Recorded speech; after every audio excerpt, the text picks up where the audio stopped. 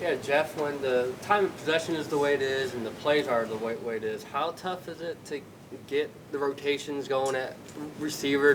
Did you play as many guys as you thought you were going to? No, we didn't play as many guys as maybe we had hoped and wanted to.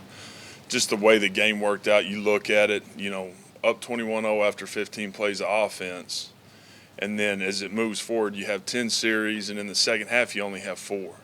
And so sitting there with 4 series, I would have loved to have been able to play guys a little earlier, get them in for a couple of series. It didn't present itself that way. I've got to be a little more mindful on making sure maybe some of these guys get in a little earlier.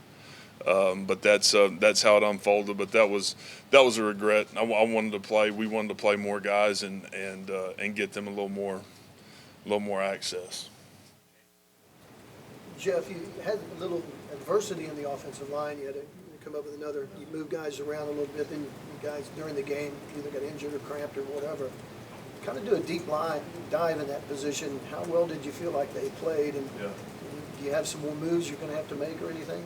Yeah, we've got to continue to develop guys, and I think that's part B to the first question. Really, is you got to play guys to develop guys. You got to live experience. That's the reality of it. And so, our guys are ending up in a really good spot from a depth standpoint, but we've got to continue to develop that position.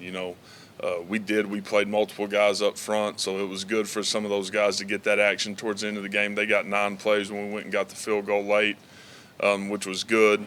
But we feel good about where we're at, want to play better, and that's all the way around. We're nowhere close where we need to be. I think we're all aware of that, but excited about the number of guys that we have in that room to be able to go play the season. Jeff, I just wanted to ask you, did it feel like 2019 again with Dylan, going on the phone with him, talking, working him through that, and did it remind you of just his debut?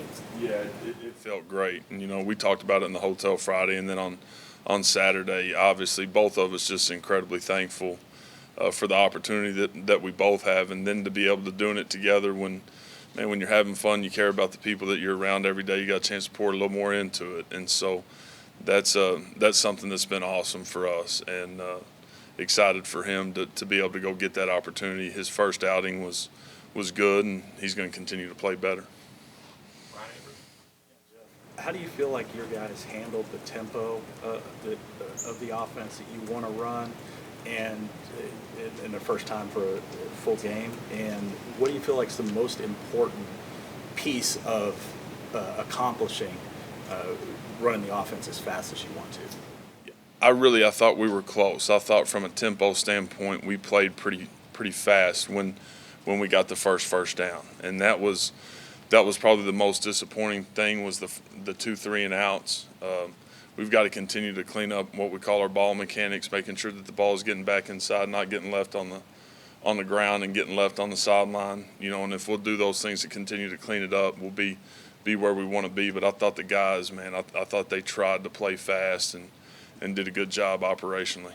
And then what do you feel like is the most important thing to running the offense as fast as you want to? And you talk about the ball mechanics. How do you work on that? What do you tell them to try to accomplish that piece of it? Well, every day in practice, we've got managers out there that act like officials to make sure that those guys are getting the ball back inside constantly and not leaving it on the sideline. So we've actually got guys on the sideline that are asking for the ball when a guy catches it out there and trying to get those guys to give it to him, where at the end of the day we were wanting guys to get the ball back inside. So just trying to create those scenarios as much as possible in practice. That's one of the most important things. And then, you got to be able to get the first down to play fast. You can't play fast if you're on the field for 3 snaps. So the 2 3 and outs were disappointing, obviously, but that's something we got to get better at. Jeff, Sean Lewis, head coach at Kent State, you've got some history with. Yeah. I understand that they did some off-season development down at Baylor with y'all. Can you just share a little bit about your relationship with him and sort of how you got to interact with him over the years? Yeah, just excited for Sean, the situation, the position he's in. He's more than deserving. He's done an unbelievable job there. It goes all the way back to, I guess 2011 is probably when we first met, when he was at Eastern Illinois with Dino and came down and did some off-season stuff. And he's done an unbelievable job. He did a great job at Bowling Green, did a great job at Syracuse, and now obviously he's got those guys going at Kent State. So excited for him. Do you see his his offense? I know you don't watch their offense probably all that much, but when you do, is it like, I know what they're trying to do Yeah, out you there? recognize some of it for sure. There's some familiarity. Far left side, John. You had the quick three, another question about tempo. You had the quick 3 touchdowns and then the 2 quick 3 and outs. The next drive was 4 minutes. After that was, 2:40. And then almost a couple of scoring drives at almost 2 minutes, and then the 5.5 minutes. I'm just wondering if that was a reaction to the 3 and outs, give your defense a break, communication with the coaching staff. Can you kind of describe that? Talked a little bit about it after the game, but man, we've got to do a great job of playing complementary football. So just understanding the flow of the game, to me, that's my job. And you got to understand where we're at from a tempo standpoint, what we need to do maybe to give the other side a break so that they can catch their breath. So it's 21-10. Absolutely was very intentional about running the football and making sure we went down and got us a touchdown before half and playing in a way that where we were still playing fast, all right, but we weren't playing quite as fast as we were maybe those first couple of series. So understanding that is critical, and it's, man, that's my job. I'm just curious, does that come from like communication with the staff, or do you look up at the scoreboard and recognize the numbers, time of possession numbers, and realize we've got to do something different? You can look at the time of possession, but I think it's all about feel too, and just understanding kind of how it's played out. Coach V is going to be incredibly involved in that as well. If he feels that we need to slow down, or if there's something where we need to take a break in the action, obviously he's going to say it, and I'm going to do it. It didn't get to that point on Saturday, but there's always communication between all of us to make sure that, man, we're putting the football team in the right position to go be successful. Hey, Jeff, I wanted to ask you about your backfield specifically, Eric and Major. They both got on the field, had some success. What did you think about that dynamic? Were you happy with kind of where the split ended up by the end of the game between those two? Yeah, I felt good about both those guys. I think we left some yards out there, but both guys played incredibly tough, and we took care of the football. Marcus had the 2 really tough runs down there in the tight zone, which were huge. He had the big explosive. Want it to be maybe a little more even. Eric's probably going to lead the way, obviously, from a touch standpoint, but Marcus is going to be right there clipping at his heels, and again, Marcus has done an unbelievable job, but expect both those guys to be ultra productive and play at a really high level, man. Feel great about where they're at. Getting back to the complimentary football thing, how much did you and Brent talk, even in the interview process, about not just during the games, but given them on defense what they need in practice in terms of tempo and that sort of thing? Right. I think, Coach V knew exactly, I truly believe this, he knew exactly what he was getting, and he was very pointed in what he wanted. And, that to me gives me all the confidence in the world and allows me to, to create a mindset on our side of the football of going fast, being aggressive, and, being dominant, and that's ultimately what we want to do. So he wanted that, and that's where we're at. But again, it's still, man, it's making sure everybody's put in positions of success. We're going to keep talking about it, keep having conversation about it, and make sure we're doing that on Saturdays. Is that something, as this offense has evolved, that you've been able to kind of adjust better? Yeah, without a doubt. Just situationally understanding and, being inside of it, I think, for so long now, giving me a great opportunity to have real growth. And again, it's just like the very first question was asked, man, you got to live experience, and have gotten that now, and I think better off for it. Another one on Dylan and the tempo. When you've got guys like Eric Gray coming off the field saying it even surprised them how fast you moved, how critical is having someone like Dylan there at the center of it all with his experience and his comfort? It goes all the way back to January. Just his familiarity, his understanding of how we operate, how we do what we do is it's been critical in all of our guys' growth. And when he's in the building, it's like having a coach in the building. So when he's around the guys, he's speaking the exact same language, and man, it's been huge to get us to this point. Hey Jeff, I want to ask you about Braden Willis. Obviously, one of the more experienced guys in the group, someone who's talked about his off the field leadership. But for him to match last season's total with 2 touchdowns on Saturday, I mean, just how good was that to see, and just how big is he going to be on the field for you guys this year?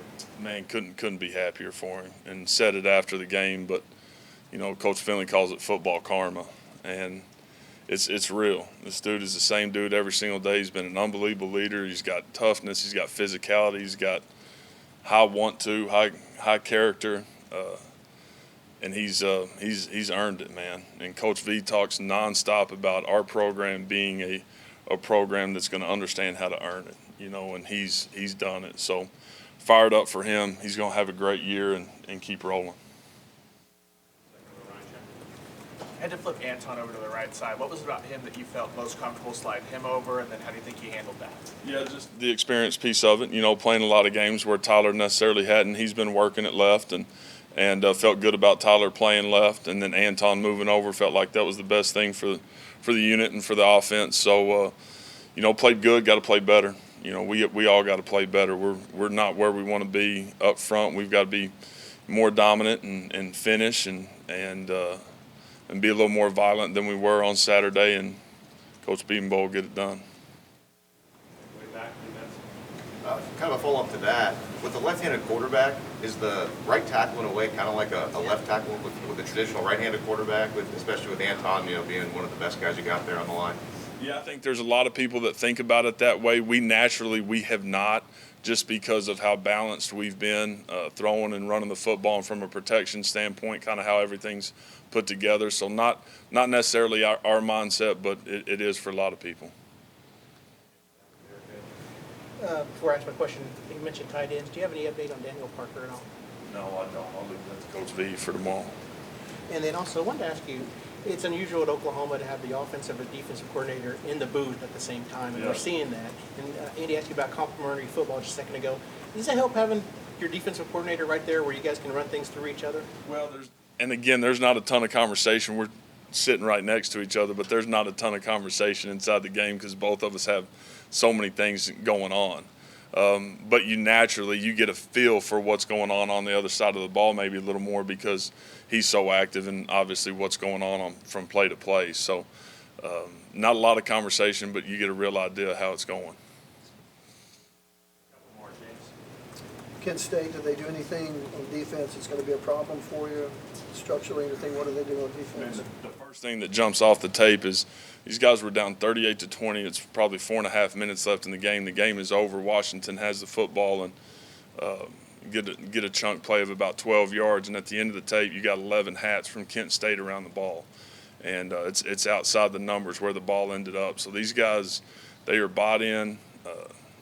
I think they've got great belief in what they're doing. They played fast and hard and physical, man, for 60 minutes. So a credit to them and to their staff, but that's what we're expecting Saturday night at 6. Jeff, you're talking about playing tempo. You got to have that quarterback. But once that piece is in place, what's absolutely necessary next to play as fast as you guys want to play? It's all about the O-line. The big guys that are 330 pounds getting set and getting in a stance and ready to come running off the ball. It's, we'll go as we go up front. We'll go as they go, and that's always been the case and still is. How did you feel like they did in that regard on Saturday? I felt like from a tempo standpoint, they were solid, really did. Raym did a nice job of having urgency and getting his feet set and letting everybody align off of him. Again, got to be better and will be. Thanks, Jeff.